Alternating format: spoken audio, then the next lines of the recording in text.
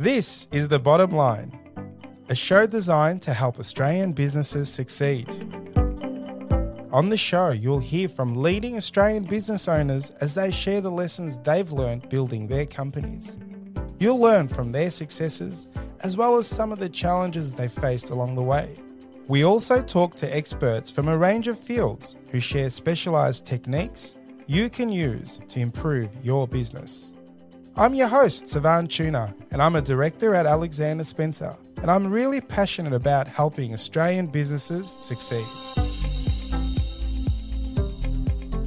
Kim, thank you so much for joining me on The Bottom Line. Thanks for having me. Now, I'm really excited. I'm a big Formula One fan. I really got into it after the Netflix series. So we really, as a family, sort of started to pay more interest. So can't wait to unpack your involvement in the F1.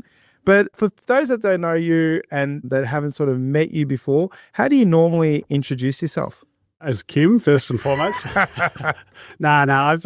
right. I've been working in Formula One. Well, I had a very lucky to have a career in Formula One for about 8 years. I was originally a physiotherapist. That's what I started at uni, and then I went on to sort of do a master's in strength and conditioning and sports science, and sort of fell into Formula One. And my job there was I was a performance coach or a sort of a high performance manager. So I was working with individual drivers in a full-time traveling role with them, working for them exclusively, and basically taking care of all of their physical preparation, mental preparation, nutrition, everything outside of the car so that when they got into the car, they can drive to the best of their ability. Did you work for obviously particular teams, or was it Formula One as a group? No, I worked for particular drivers in particular. So I worked for the drivers. So my first driver I worked for was Romain Grosjean, who was a French-Swiss driver. I was living with him in Geneva, which was awesome. And he was at Haas F1 team at the time. And then after that, I started working with Oscar Piastri, who's obviously fellow Melburnian. Yep, and the famous Aussie that's doing amazing things at the moment. He was doing very well. So, and obviously we were at McLaren during that time, but I worked for those drivers individually. So I only cared about the individual driver. Take us back. What was the moment you realised that performance isn't just physical? Because, I mean, obviously, you know, you got to get these guys physically fit, but there must have been a moment where you're going, these guys, I can't even set them apart in terms of how physically fit they are. When did you realise a fair chunk of that is psychological? I think as you sort of grow up through sport, you know, being a sports fan and sort of working in sport and even playing sport yourself, you get an understanding of that. But you are right. Formula One you don't necessarily need to be the fittest driver to succeed in Formula One, but you do have to be pretty strong between the ears. So, and when you see the boys at the top perform, you know that they're pretty ruthless and they've got, you know, pretty strong ambitions and, you know, very, very resilient in the head.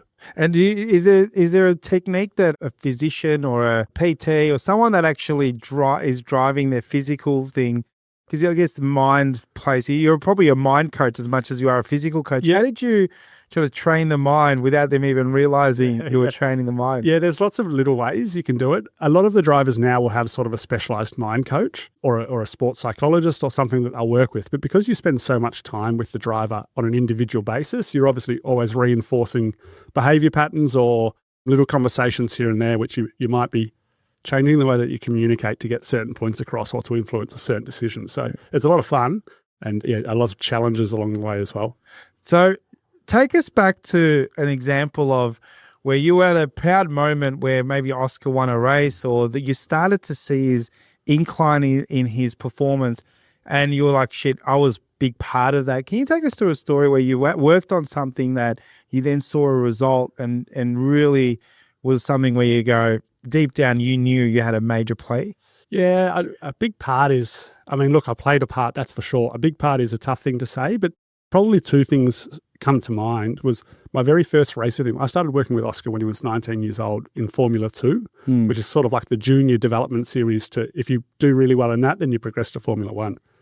He was a rookie in his first season and he came into the race racing against a couple of sort of, you know, big dogs, people who were probably the championship favourite. And in the first race, Oscar got his elbows out and, just defended real strongly against these guys and beat everyone. And I remember thinking after that, geez, this guy's got something special. Like, you know, he's happy to get really stuck in here. So it was the first time I really saw that talent and I thought, I'm working with a really good driver here. But then a few examples over the course of his career where I just knew that the hard work that we had put in behind the scenes, just in terms of sporting development, but also just in human development, right? Him becoming from a 19-year-old to a 20-year-old to a 21-year-old, this natural progression, where you saw him grow into his Formula One personality. And I think, there was a few instances where I noticed that, and that was very rewarding. Our first podium in Japan was unbelievable. And it's just good to give yourself a pat on the back when you get there. Oh, I love that. Let's talk about that high performance. So when you're getting people and coaching people of that eliteness, you probably don't need to overcoach their ambition and so on. What advice would you have to a business owner that has a mixture of different type of young people within their organization, young and old and different age profiles, and you're trying to create a high performance environment? So I guess you're not sitting there going, guys, they're already at the top of their thing. So how do I do that in my business? And our business owners that are listening, they're like, fuck, we just want to get the best out of these guys. But they're sleeping in, they're rolling in. Like, how do I go, come on, we only live once. I have this saying, so this is a long question, but I have this saying, being an accounting firm, most of our staff have done a degree. They've gotten relatively good marks at school. They're smart people, right? They're really smart people. And they had to do a lot of work to get there. Yeah. And then I'm like, now that you've got a job, it's like, you're fucking around. Like, this is the game. That was pre-season. So what are we doing? What tips do you have to business owners that can really ramp up that high performance, and some ideas or tips you can give us that can really elevate that team environment to perform at its best? Yeah, I think that one of the things that I really like is if you have common goals within the organization that people can buy into and work towards, I think that's the most powerful thing when working in a team environment. Various people have got different reasons for turning up to work, right? And not everyone wants to become the top 1%. And that's completely understandable, and that's fine. So then it's just, how can you motivate your workforce to buy into a common goal of the organization, or to improve a little bit day by day, whatever it may be? How do you get that message across to help people buy in? And I think once you get the buy-in, then the rest sort of takes care of itself to a certain extent. And it's not linear. You don't just buy in and then all of a sudden you achieve your goals. You need to keep revisiting them over the course of the year. But I think that, if you can get a good message across where there's buy-in, I think that's a good start. Great advice. Can you walk us through a specific high pressure moment where everything is on the line in a race? It's high pressure, and explain what the best drivers do differently in that exact moment to someone that might do it differently. Yeah, I mean, look, that's a really good question. It's Formula One's bloody high pressure. There's a lot of stake in terms of the amount of money that teams are spending. There's a lot of eyeballs watching the sport. And I think, as everyone knows, if you make a very small mistake or you lose a tenth of a second, that can really change the result of a race. So, there's a lot of pressure. I think what you see the top drivers do, Max Verstappen's, Oscars, Lando's, Lewis Hamilton's, etc., they all have different mechanisms of coping with that pressure and different strengths, but they have to be able to overcome that pressure and deal with it. And part of that is experience, right? So just being put in that position time and time again, you learn to cope with it better. Whereas other drivers who perhaps are a little bit more temperamental might get into that situation, sort of go into this chaotic frame of mind, lose their head, the red mist comes down, and then all of a sudden their driving capacity goes out the window and all of it, and they perform badly. So there's a wide range of skill sets, I guess, that can go into that, but the top certainly perform better at that than anyone else. Yeah. And how important is recovery? I always think of this, especially when Formula One's coming around the corner for us in Melbourne and the season's about to start. And I go, obviously the budgets are huge, but they go from Melbourne to Austria to Japan and it's just flying around town, around the globe overnight. How important is recovery, sleep, and how much involvement did you have in that? But really, for me, when I'm wearing a Whoop at the moment, and we talk about this on the podcast a fair bit around, recovering from a big day so you can go again. How do they manage all of that? What's the trick that a business owner can relay to their staff and how to look after their recovery so they can go again?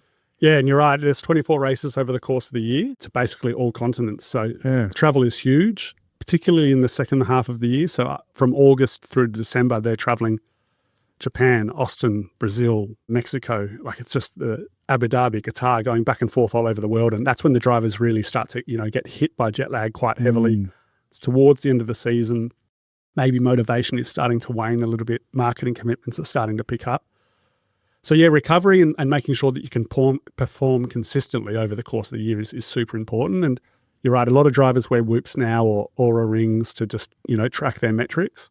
There's other questionnaires and stuff that you can do. I was very lucky that you're only working with one athlete, so you get a very good understanding of them, right? You know how they're tracking along. But something that we always spoke about was, Formula One is such an intense lifestyle that you also need to be able to escape from that and go and enjoy things outside of that, where you can have some downtime or spend time with your girlfriend or go and eat at some restaurants that you like, whatever it may be. So we always spoke about being switched on at work, which is in Formula One in this regards. Or, if it's someone that's got, someone that's got an organization that's got people working for them, come to work and perform, but then, make sure that you can escape that when you're in your outside life, because that just helps you top up your batteries or refill your cup, as some people put it. So we were big on that to maintain energy levels throughout the year. So you were traveling around the world with F1. You've chosen to come back to Melbourne and do something a little bit different. Take us through what you're doing at the moment. You've built this product, software, AI called Pocket Mentor AI. I'm assuming you're taking a lot of these learnings into a nice little application that can be scaled. Take us through what Pocket Mentor AI is. What were the motivations behind it? And we might have to pay you to come and promote for us, mate. Yeah, that's a perfect summary. Yeah. So I left Formula One a year ago, full time. Yeah. Just because after spending 35 to 40 weeks on the road a year for 8 years, it's a lot. So it's time. I wanted to live in Australia ongoing, so it was time to move home and start tackling some other things in my life, some things that I wanted to do. So I was very fortunate to get introduced to the two original founders of Pocket Mentor, Daniel Pratt and Matt Spanger. They're both ex-AFL players, still working in the AFL full-time in sort of coaching and strategy roles. And they had developed Pocket Mentor basically off the back of, they used to be driving home from work and talking to ChatGPT at the time, sort of talking about any problems that they had, anything that they wanted to achieve, et cetera, et cetera. And they thought, we're not really happy with the output here. We can make this a little bit more bespoke, a bit more grounded, a bit more like guided for the sort of advice that we would want to receive, right? So they went back into ChatGPT and sort of uploaded all of their high performance coaching frameworks, all of their material from when they were back playing the game, things that they found useful, to effectively make Pocket Mentor. And so, as you touched on, Pocket Mentor's sort of your AI personalized mentor that's grounded in values and high performance coaching frameworks to help you in your day-to-day life. Does it work for business owners? So is it designed for someone that's trying to make change within an organization and so on? Or is it designed for specifically athletes and so on? So what sort of the target audience that you're looking at? So to start with, it's a B2C app. So it's very much just a customer focused app for individuals. But of course, if you're a business owner, you might have some challenges that you want to bounce off, sort of an AI mentor to give you honest sort of feedback on it. But at the same time, we're targeting sort of men between 20 to 45 who might have any self-growth goals or any problems that they want to discuss in a safe space with zero judgment. So that's really the target audience that we're going after. So Pocket Mentor AI, how do you utilize some of the things and learnings you've had in F1 and applied it into Pocket Mentor? And where's that link that comes into play? Yeah, so I guess I was very fortunate that I was working very closely with F1 drivers, spent a lot of time with them, and to some extent you become their mentor, right? And you understand very intricately what high performance is, and also things that can help them on their journey, progressing day by day, improving performance, whatever it may be. So that's something personally that I had a passion in. But you also see some of the struggles that Formula One drivers have. And, these guys are paid a lot of money, but at the same time, they're still in some ways very isolated. They have a lot of fame, so they can't just go out to a normal restaurant without getting bothered. So a lot of the time they spend, times in their hotel rooms just by themselves when they're on the road. And, Lando Norris has spoken about this. A few drivers have touched on it. And so I really started to notice that even people at this high-performing level getting paid a lot of money still lack guidance, still lack someone that they can trust and that they can talk to about any issues that they might be having. So that was the reason that I got involved with Pocket Mentor, because I could see this need, and it's something that I'm passionate about, certainly at that level, but then I understood how it can help anyone at any level going through their day-to-day life. Yeah, it's interesting. As a fan of sport across many different sports, you idolize your Ronaldos and the Oscar Piastris and, the Roger Federers, but you forget that their lives are so different. They have all this fame, thousands of people screaming when they're playing. I'd love to, have their life for a week. Incredible. But at the same time, I'm like, geez, I'd love to be able to just go to my favorite restaurant and not be bothered. Yeah. You've been in that world. Open the curtains and maybe describe what that was like, because you traveled with them, because you would have been in some of those restaurants and gone, can I bloody have a moment? I'm not going to have dinner with you anymore. Like, how did that work that's out? right. I just want to relax. I'm not coming with you anymore. Can you take us through some stories, and what was that like that may not be in the space? How do they feel? Something that I spoke to Oscar about early doors, when he first came into Formula One, I was like, mate, you don't understand this yet, but over the next couple of years, your life is going to change significantly.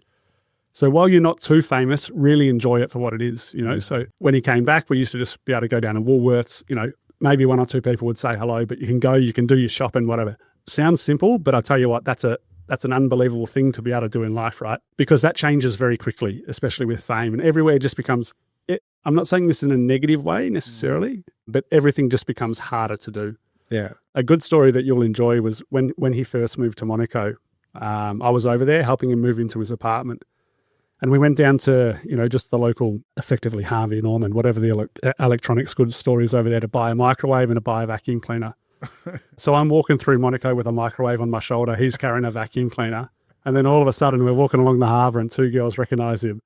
And just ask for selfies and whatnot. So here's me and him holding a microwave and a vacuum cleaner, getting selfies with these two fads, which is just unbelievable. But yeah, look, it's, there's pros and cons. One of the hard rules that we had was very happy, and this is not just with Oscar, this is sort of with all drivers, by the way. Very happy for fans to come and ask for selfies and all this sort of stuff. The engagement's awesome, but the one rule that we had, which was probably something that I implemented, was like, when they're out having dinner, at least wait until they finish their meal, And I get it. People get excited. It's the first time in their life that they might see someone famous or there's someone that they're a big fan of, but very happy to take a photo, but just wait until the meal is finished, at the very least, right?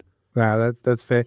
Have you enjoyed? Are you still an avid fan? You still get to get up at 4 a.m. and watch the race? I tell you what, I was tired last year. I was feeling the jet lag like the drivers did. Yeah, it's not good times in Australia. Take us through that moment when he was flying and all of a sudden it sort of started to come back. I know there was because even though there's two in a team and it's a bit of an individual sport, there is a team element to it.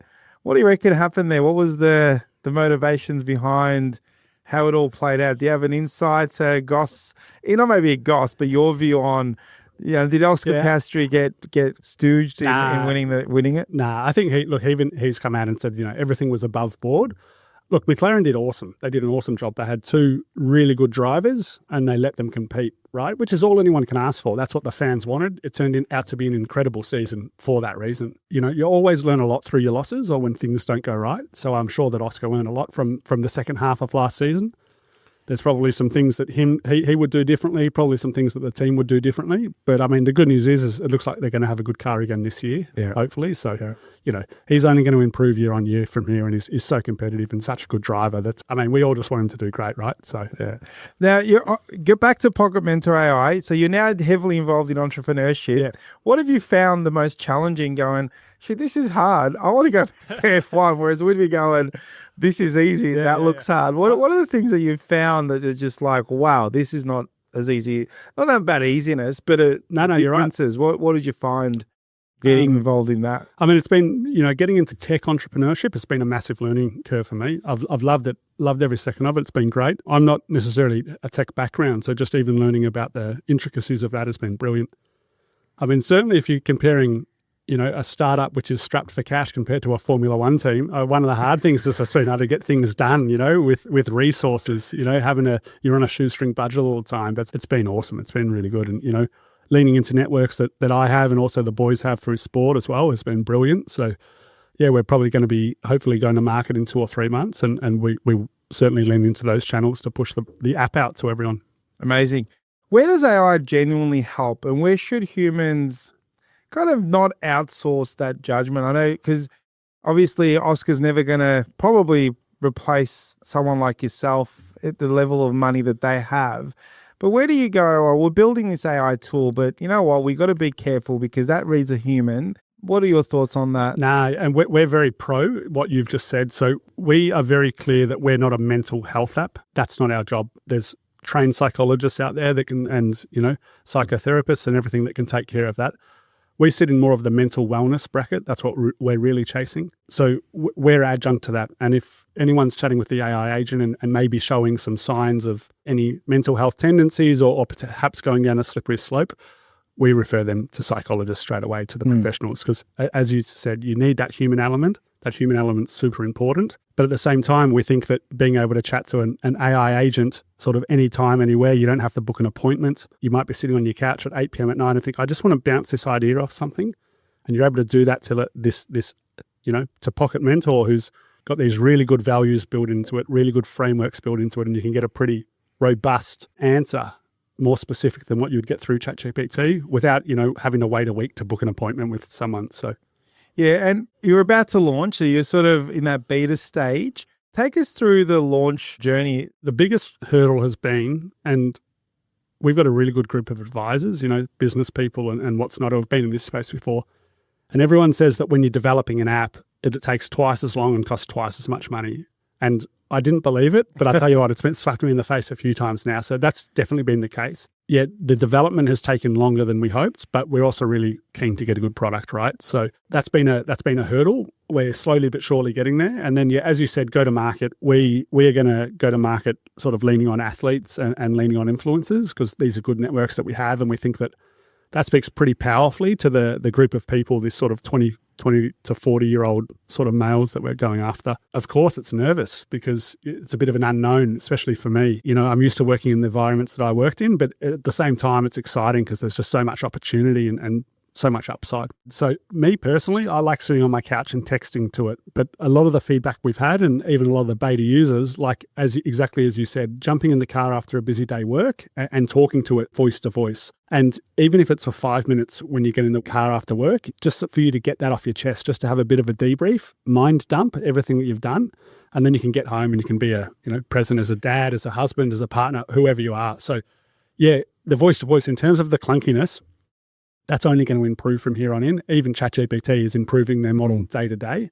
And so we're actually using ChatGPT as our large language model. So we get access to those features. Yeah. But that's certainly something that we're going to lean into, is we want that feature to be really strong and to have a good understanding, very personalized understanding of who you are, what your pain points might be, what your habits are, what your goals are.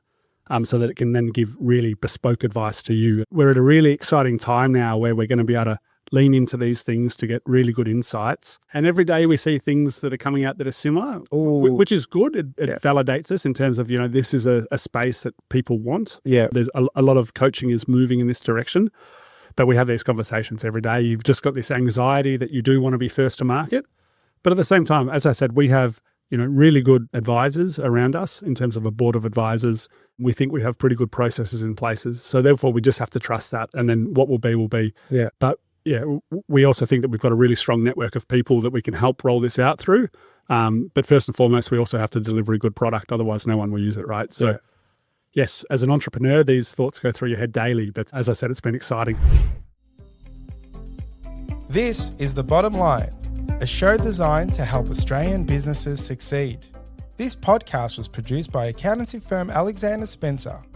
At Alexander Spencer, we've been helping business owners realise their goals since 1952, and we play a pivotal role in developing, implementing, and supervising the business goals and strategies of our clients. To find out how we can help your business succeed, head to our website, alexanderspencer.com.au. To make sure you don't miss an episode of The Bottom Line, be sure to subscribe to or follow the show in your podcast app. And while you're there, leave us a 5-star review. It really helps others find the show. I'm Savan Tuna, and we'll be back next episode with more tips to help you transform your business. And that's The Bottom Line.